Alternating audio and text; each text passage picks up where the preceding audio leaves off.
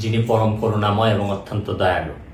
আপনারা যারা আমার ফ্যান ফলোয়ার আছেন, বিভিন্ন সময় বিভিন্নভাবে আমার উপর কষ্ট পেয়েছেন, তাদের উদ্দেশ্যে একজন সাবেক এমপি হিসাবে আমি দুটি কথা বলতে চাই।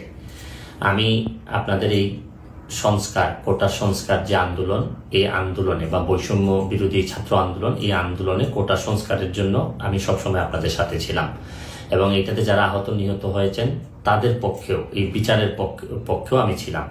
কিন্তু আমার ব্যর্থতা হচ্ছে কি, আমি আপনাদেরকে বুঝাইতে পারি নাই।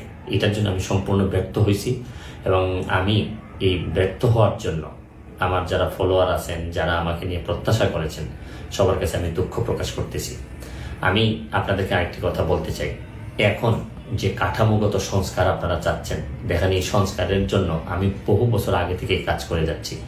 আপনারা দেখেন এই দুর্নীতির বিরুদ্ধে যুদ্ধ গত 15 বছরে আপনারা যে 2-3 জন মানুষ দুর্নীতির বিরুদ্ধে সোচ্চার ছিলেন, এর মধ্যে হয়তো আমাকে একজন আপনারা পাবেন। আপনারা জানেন যে আমি এস আলমের বিরুদ্ধে নিজে বাদী হয়ে মামলা করছি টাকা পাচারের জন্য। আপনারা জানেন যে আওয়ামী লীগের বর্তমান কমিটির যিনি প্রচার সম্পাদক আব্দুস সুবহান গোলাপ, তার আমেরিকাতে 9 বাড়ি থাকা নিয়ে আমি নিজে বাদী হয়ে মামলা করছি।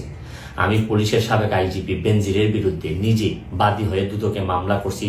মহান সংসদে আমি তার বিরুদ্ধে বক্তব্য দিছি। মতিউর যে কর কমিশনার, মতিউরের বিরুদ্ধে আমি মামলা করছি। আমি সালাম মুর্শিদির বাড়ির নিয়ে মামলা করছি। আমি সালাউদ্দিন, কাজী সালাউদ্দিন যে ফুটবলের দুর্নীতি নিয়ে আমি কথা বলছি। ওসি মুয়াজ্জেমের বিরুদ্ধে আমি নিজে মামলা করছি, করে তার 8 বছরের সাজা হয়েছে ডিজিটাল নিরাপত্তা আইনে।